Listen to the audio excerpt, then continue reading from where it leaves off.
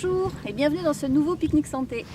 Bonjour Mickaël. Bonjour Patricia. Ça va, t'es prêt? Ouais, ça va. Ok, allez, sujet du jour, vas-y. Alors, sujet du jour, on y va. Allez, je prends celui-là. Alors, la question aujourd'hui, alors là c'est super, c'est les super aliments. Alors, les super aliments et l'impact de l'alimentation sur notre santé. Bon, là ça va être un peu, on va la faire courte, mais... c'est quoi des super aliments déjà? C'est ça. Ben voilà, c'est une bonne question. Qu'est-ce que c'est que ces super aliments? Je crois que c'est une forme de pensée. Hein, je crois Une forme de pensée? Ouais, je crois que c'est une mode peut-être. Les super aliments. Ok, Hein, voilà, c'est une façon de penser. D'accord. Alors les super aliments, en tout cas pour ma part, je connais pas. J'ai pas. Voilà, on pourra en parler à Cathy. Mais oui, c'est vrai qu'on va faire la cuisine énergétique. Voilà. Mais en tout cas, les super aliments, pour moi, il n'y en a pas parce que l'alimentation, c'est pas simplement des aliments, c'est l'alimentation et l'alimentation, c'est global. Voilà. Donc c'est global parce que chaque aliment a une fonction. D'accord. Donc tu veux dire que, parce que moi j'ai entendu parler un petit peu des super aliments, comme les baies de goji, je ne sais pas d'autres, il y en a sûrement d'autres. Oui. Et donc voilà, donc en fait ça c'est du marketing. Voilà, tout à fait. Bah, j'ai envie de le dire, je le dis. Hein. Okay. Il faut le dire comme il est.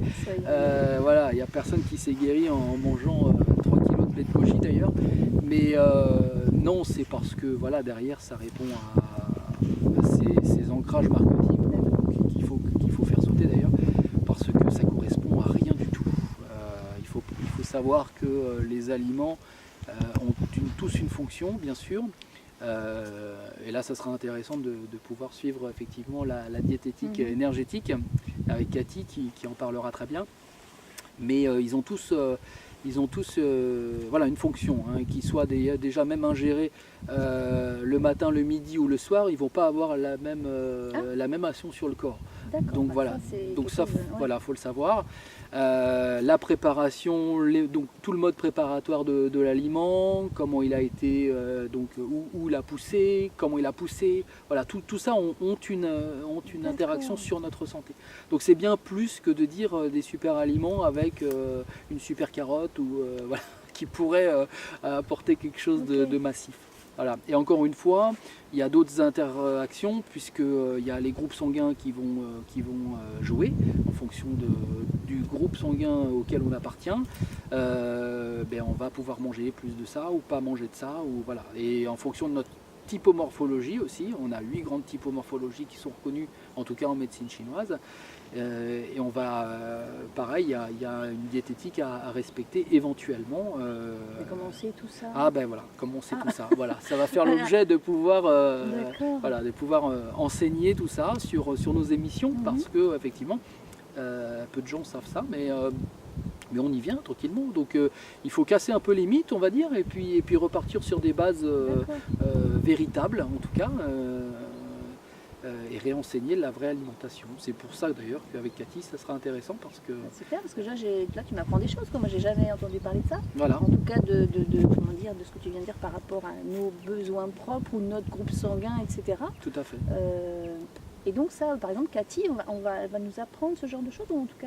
Voilà, en tout cas, on va survoler déjà premièrement les natures d'aliments avec elle, les différencier, apprendre leur nature propre, hein, c'est-à-dire ce qu'ils apportent, en plus ou en moins, on va parler grossièrement de yin-yang, hein, bien sûr, et de comment les associer pour créer une synergie énergétique et une assiette, on va dire, équilibrée.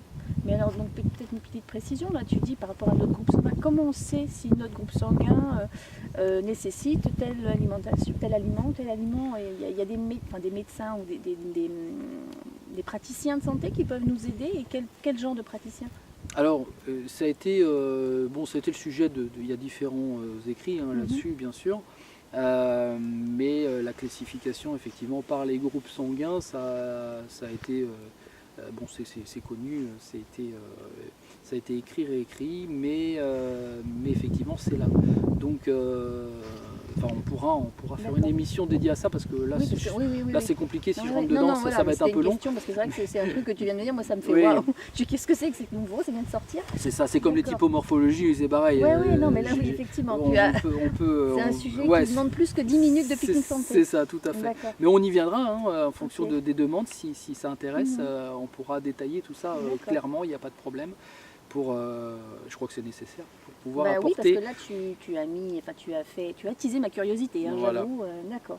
Donc alors on va résumer quelque part. Il n'y a pas de super aliments, il n'y a que des aliments super. Tous les aliments sont super, mais il faut les manger de façon, il faut déjà les connaître.